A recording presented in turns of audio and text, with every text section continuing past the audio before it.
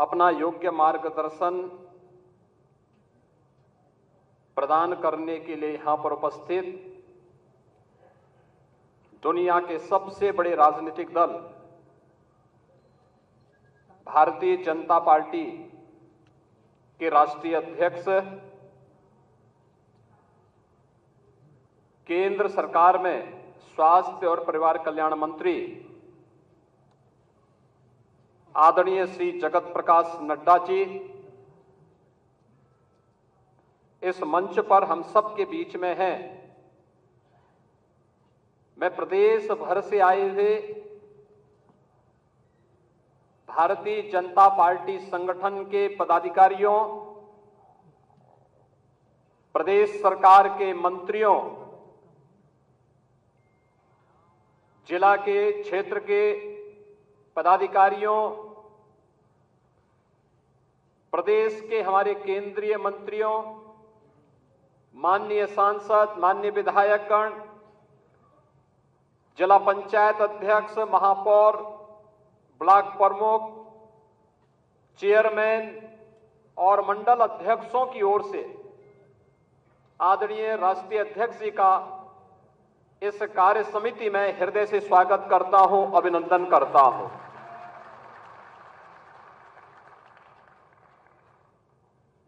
जनवरी 2024 के बाद भारतीय जनता पार्टी की यह लोकसभा चुनाव के बाद पहली कार्य समिति है। इस कार्य समिति की अध्यक्षता कर रहे हमारे कर्मठ प्रदेश अध्यक्ष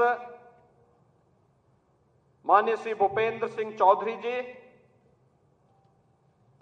प्रदेश सरकार में मेरे वरिष्ठ सहयोगी उप मुख्यमंत्री द्वय श्री केशव प्रसाद मौर्य जी, ब्रजेश पाठक जी,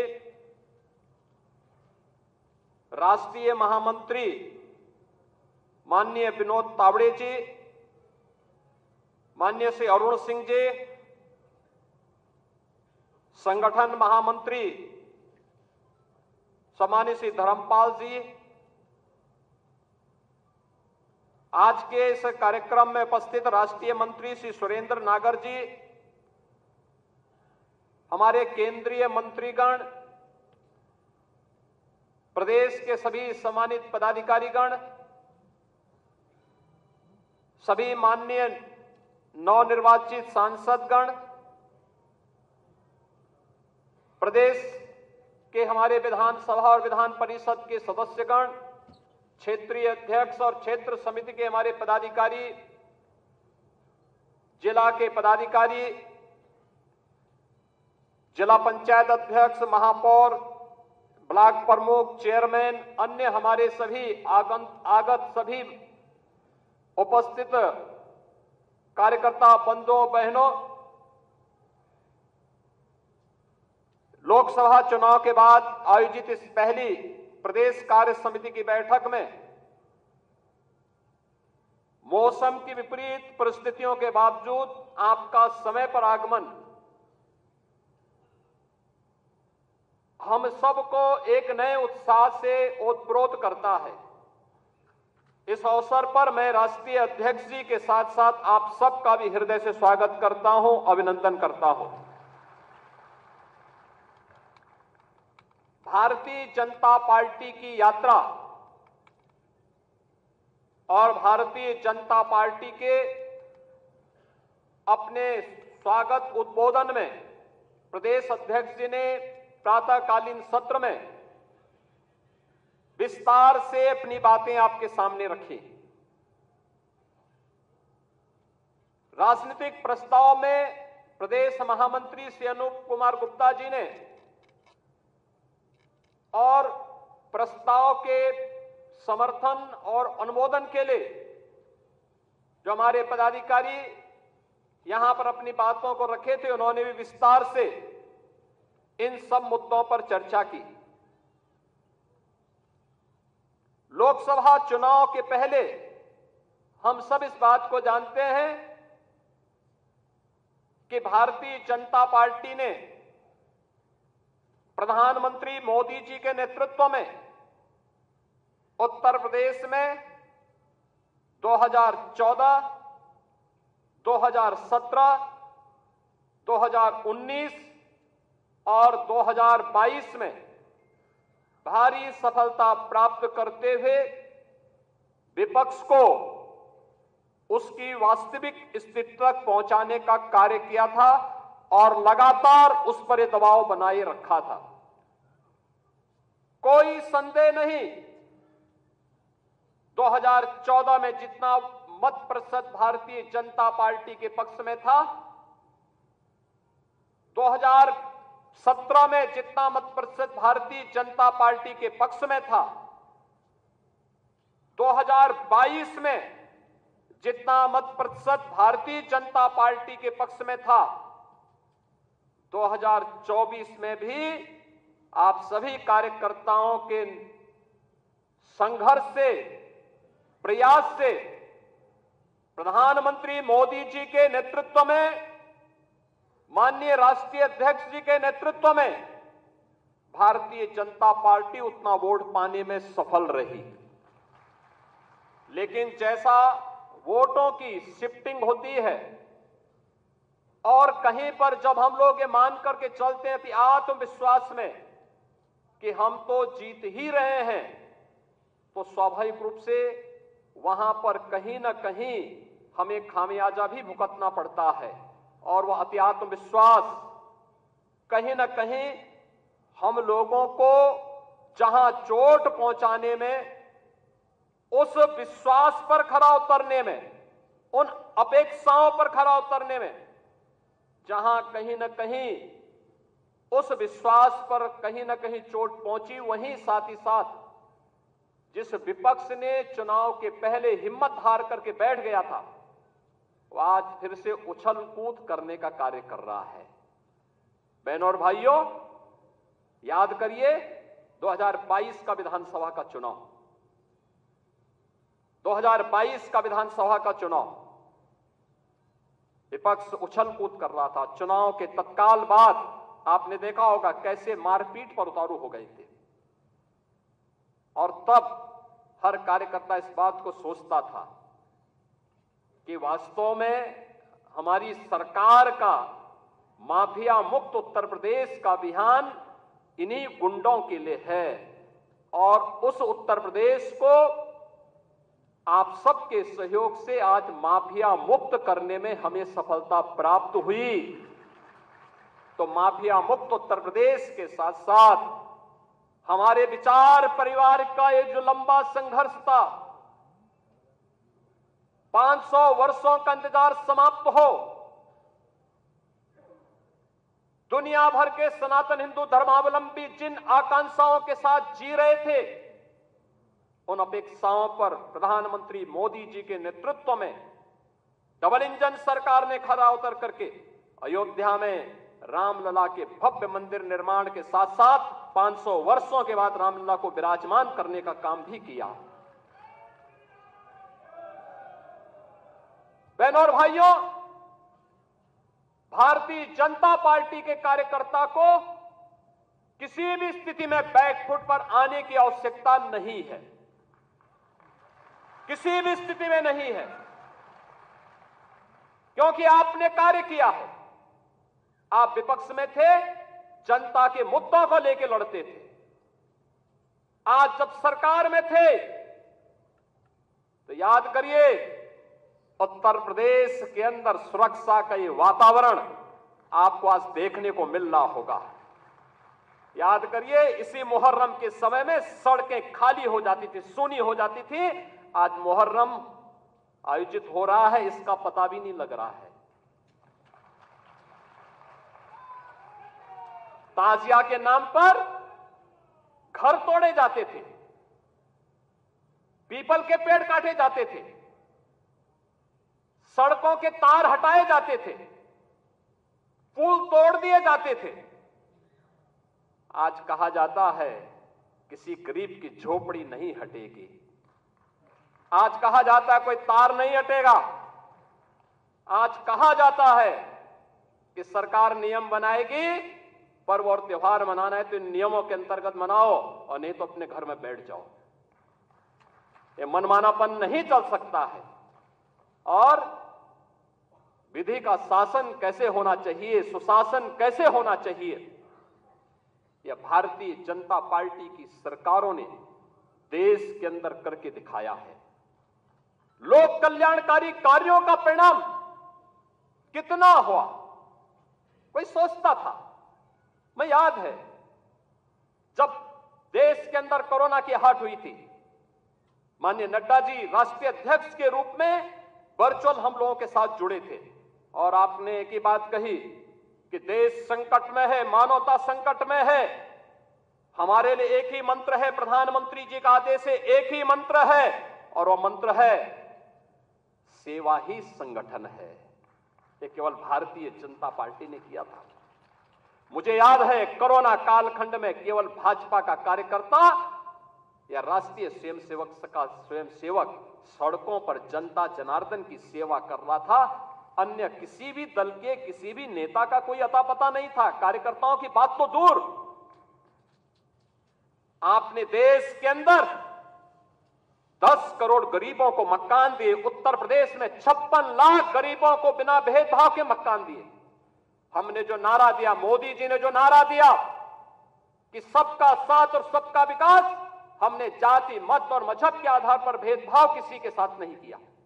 हम आज भी कह सकते हैं हमने किसी के साथ भेदभाव नहीं किया, कोई भेदभाव किसी के साथ नहीं किया।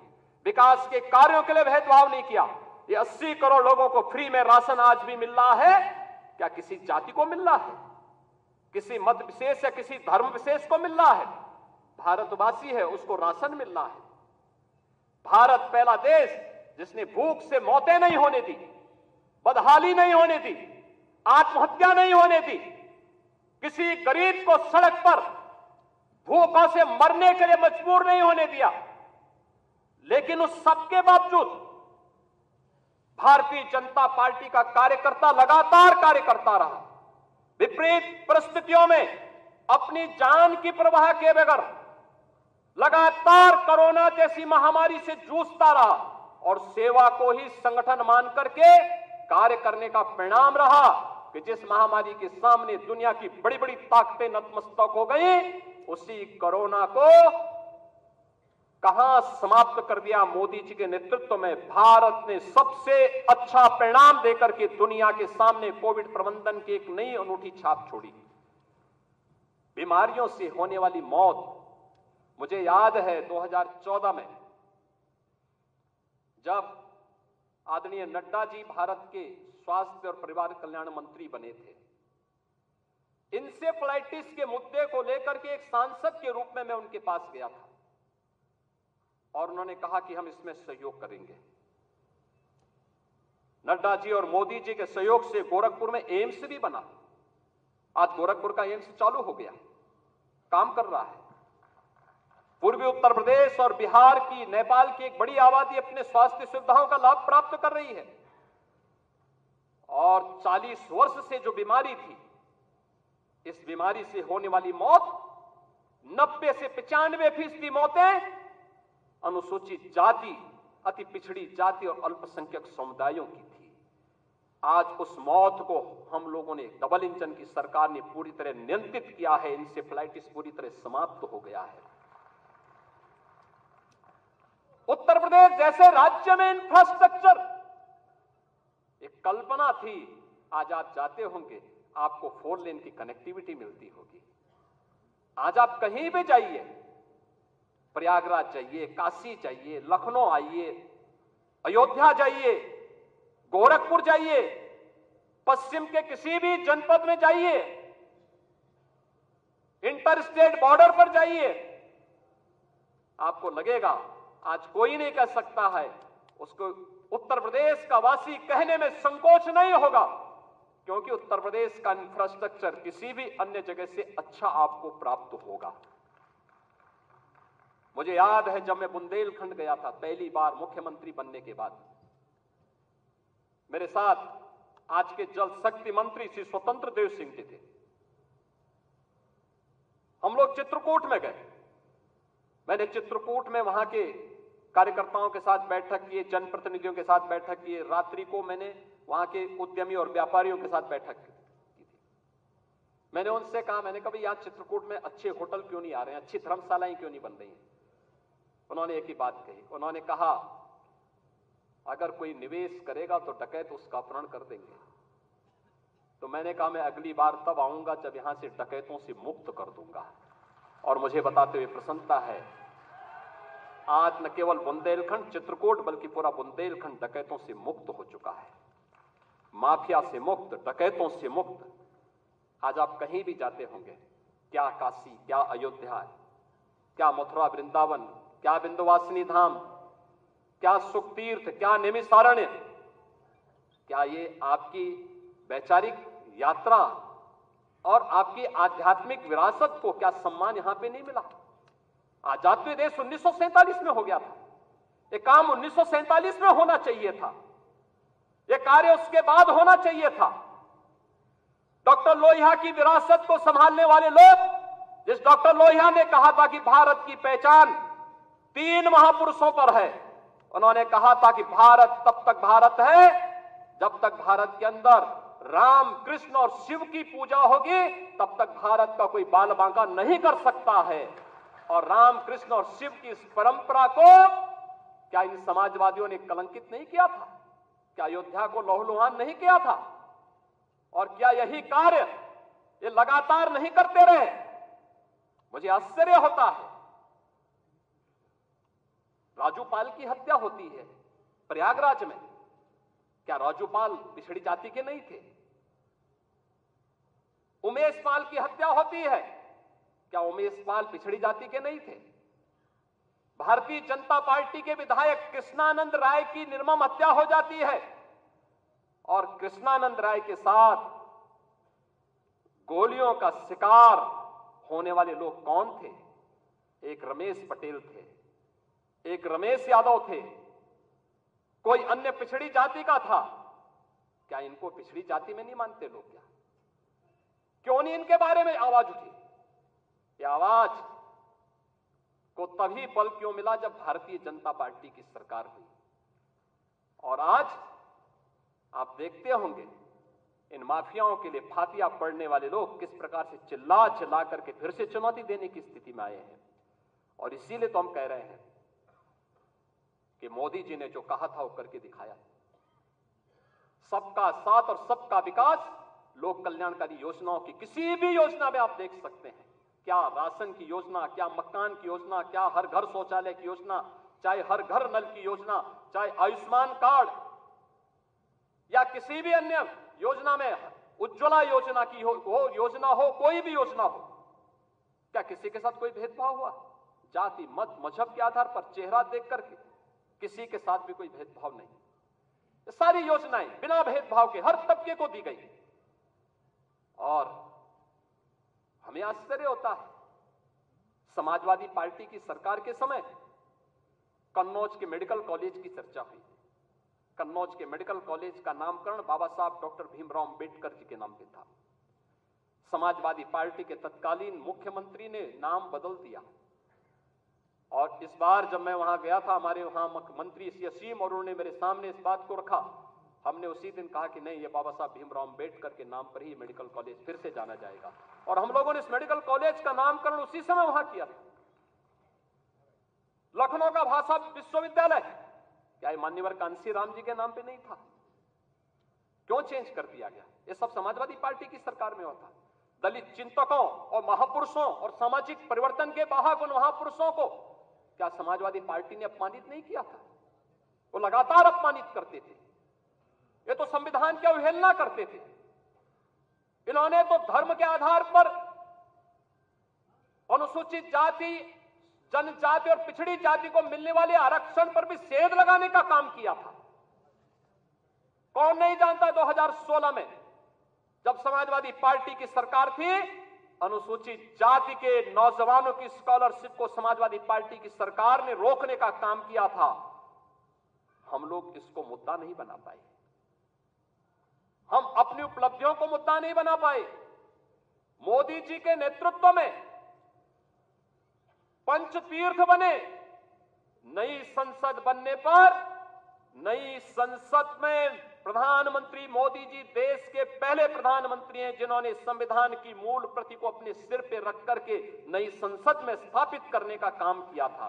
भारतीय जनता पार्टी संविधान को सर्वोच्च सम्मान देने वाली पार्टी, अनुसूचित जाति, जनजाति और पिछड़ी जाति के अधिकारों को संरक्षित करने वाली पार्टी, लेकिन अफवाह और भ्रम की स्थिति पैदा करके जिस प्रकार से माहौल खराब करने का प्रयास किया गया, ये जानते हुए दुनिया की ताकतें जानती हैं ये समाज बिखरा होगा तो आसानी से शिकार हो जाएगा, एकजुट होगा तो बड़ी बड़ी ताकतें इस समाज की ताकत के सामने धराशायी हो जाएंगे। आप इस ताकत को जाति के नाम पर विभाजित करके शक्ति को छिन्न भिन्न करने का जो पाप अभी चुनाव के दौरान हुआ है, हमें उससे सतर्क और सावधान होना होगा। और वहीं से मैं कहने के लिए आया हूं, सोशल मीडिया प्लेटफॉर्म, आखिर आपके पास, सबके पास स्मार्टफोन है, सब लोग स्मार्टफोन पर अपने अपने ग्रुप के साथ काम भी करते हैं, एक दूसरे को मैसेज भी भेजते हैं, एक दूसरे की को शुभेच्छा भी देते हैं। लेकिन क्या कारण था कि जो षड्यंत्र हो रहे थे, जिस षड्यंत्र की आशंका दिखाई दे रही थी, उस षड्यंत्र को करने में वे विदेशी ताकतें और विरोधी सभी सफल हो गए। क्या कारण था? हम लोगों को इसके बारे में जागरूक होना पड़ेगा। आप एक राष्ट्रवादी मिशन के मजबूत स्तंभ हैं और उस राष्ट्रवादी मिशन के साथ जुड़े होने के नाते जहां भारतीय जनता पार्टी कहती है नेशन फर्स्ट, देश पहले है, दल बाद में है और मेरा स्वयं का हित सबसे बाद में है, उस भारतीय जनता पार्टी के कार्यकर्ता को क्या ये नहीं देखना चाहिए कि सोशल मीडिया में क्या कुछ चल रहा है और उस अभियान के साथ जुड़ना, उसको देखना, उसका खंडन करना और फिर पंचतीर्थ के फोटो, दलित महापुरुषों के और चिंतकों के बारे में भारतीय जनता पार्टी की उपलब्धियां, गरीब कल्याणकारी योजनाएं, इन सब को भी अगर हम साथ साथ भेजे होते, उन लोगों के साथ संवाद बनाए होते, तो हो सकता है इसमें कुछ और चीजें देखने को मिलती। ऐसा नहीं कि ये षड्यंत्र हुए ना हुए, 2019 में हुआ था, 2019 में हुआ था। 2019 में एक बड़े गठबंधन को उत्तर प्रदेश के अंदर बनाने का कार्य हुआ था और तब आज के हमारे राष्ट्रीय अध्यक्ष तब प्रदेश के प्रभारी के रूप में इस दायित्व का निर्वहन कर रहे थे। याद करिए, तब हम लोगों ने 43% वोट के प्रतिशत को बढ़ा करके 51% करने का काम किया था और भारतीय जनता पार्टी ने सबसे बड़े गठबंधन को धराशायी करने का काम किया था, इसी प्रदेश में किया था। और इसीलिए आज मैं कहने के लिए आया हूं, सोशल मीडिया प्लेटफॉर्म आपके लिए कितना बड़ा उपयोग हो सकता है, यह भी हमें देखना होगा। बहुत सारी ऐसी चीजें हैं जिन चीजों को हमें वास्तविक धरातल पर उतारना होगा और उसके लिए अगर हम प्राणपण से जुड़ करके एक बार फिर से कार्य करना शुरू करेंगे, कोई कारण नहीं। हमने नगर निकाय चुनाव में सभी 17 की 17 मेयर की सीट हम लोगों ने जीती थी। 17 की 17 सीट भारतीय जनता पार्टी ने प्रदेश के अंदर जीत करके पहली बार भारतीय जनता पार्टी 17 की 17 नगर निगम की सीट जीती थी। सर्वाधिक नगर निकायों की सीट जो जीती थी, सर्वाधिक, यानी 17 की 17 नगर निगमों में भारतीय जनता पार्टी का फुल मेजॉरिटी का बोर्ड बना और प्रदेश के अंदर सर्वाधिक पार्षद भी भारतीय जनता पार्टी के जीते। हमारे महापौरगण यहां पर प्रदेश के अलग अलग नगर निगमों से भी आज यहां पर उपस्थित हुए हैं। हम उस जीत के सिलसिले को, जिस जीत ने विधानसभा को चुनाव भी जिताया, नगर निकायों में भारी सफलता प्रदान कराई, सर्वाधिक चेयरमैन और सर्वाधिक पार्षद भी जिताए और आजमगढ़ और रामपुर के उपचुनाव में भी विजय पताका भारतीय जनता पार्टी ने अपना गाड़ने का काम किया था। कोई कारण नहीं 10 की 10 उपचुनाव फिर से भारतीय जनता पार्टी अपने पक्ष में करने में सफल हो। लेकिन इसके लिए आज से जुड़ना पड़ेगा, लगना पड़ेगा। एक एक कार्यकर्ता को अपना अभियान मान करके फिर इस अभियान के साथ जुटना पड़ेगा और उसी के लिए आपका आह्वान करने के लिए आज फिर हम लोग आए हैं। बहनों और भाइयों, हम 10 के 10 उपचुनावों के लिए तो हमें अभी से तैयारी करनी ही है। लेकिन हमें इस बात का याद रखना, उत्तर प्रदेश को जो ये नई पहचान बनी है, उत्तर प्रदेश जो पहले छठी अर्थव्यवस्था थी, आज देश की नंबर 2 की अर्थव्यवस्था बन चुकी है और तेजी के साथ उभरती हुई अर्थव्यवस्था के रूप में अपने आप को स्थापित कर रही है। उत्तर प्रदेश का जो परसेप्शन बदला है, आज आप देश और दुनिया के अंदर कहीं जाते होंगे, लोग उत्तर प्रदेश के नाम पर आपको सम्मान देते होंगे। इस सम्मान को बरकरार रखने के लिए जीत के सिलसिले को फिर से आगे बढ़ाने की आवश्यकता है और उसको बढ़ाने के लिए आह्वान करने के लिए आज आपके सामने माननीय राष्ट्रीय अध्यक्ष भी आए हैं। जीत का यह सिलसिला जो 14, 17, 19, 22 पंचायत चुनाव, नगर निकाय चुनाव, उपचुनावों में बना रहा, यही मोमेंटम 2027 में भी बनेगा। यह हमारा संकल्प आज से होना चाहिए, आज से होना चाहिए। याद रखना, भारतीय जनता पार्टी है तो जिले में हमारा महापौर भी है, जिला पंचायत अध्यक्ष भी है और ब्लॉक प्रमुख भी है, चेयरमैन भी है, पार्षद भी है। और अगर यहां पर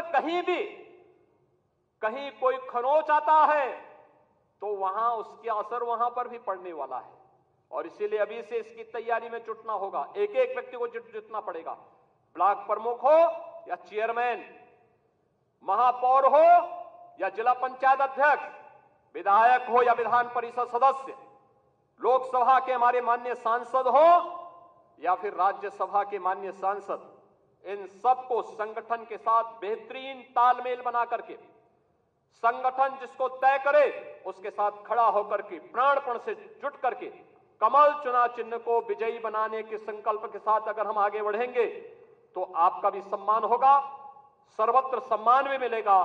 और जो लोग उछल कूद करने का कुत्सित प्रयास कर रहे हैं, मुझे लगता है इनको दोबारा उछल कूद करने का अवसर ही नहीं मिल पाएगा। यह हम आप सबको आश्वस्त करने के लिए आज यहां पर आए हैं और इसी विश्वास के साथ मैं आज के इस अवसर पर हमारे नवनिर्वाचित सांसद गण भी यहां पर उपस्थित हुए हैं, केंद्रीय मंत्री भी आए हैं जो केंद्र में उत्तर प्रदेश के हमारे मंत्री बने हैं। मैं इन सभी केंद्रीय मंत्रियों को, माननीय सांसदों का हृदय से स्वागत करता हूं, अभिनंदन करता हूं, उन्हें हृदय से बधाई देता हूं। उनके एक अच्छे कार्यकाल के लिए, उज्जवल कार्यकाल के लिए अपनी शुभकामनाएं भी देता हूं और आप सबकी ओर से, प्रदेश भर से आए हुए हमारे संगठन के इन शिल्पियों और स्तंभों की ओर से माननीय राष्ट्रीय अध्यक्ष जी का मैं प्रदेश कार्य समिति की इस बैठक में हृदय से स्वागत करता हूं, अभिनंदन करता हूं। धन्यवाद। जय हिंद।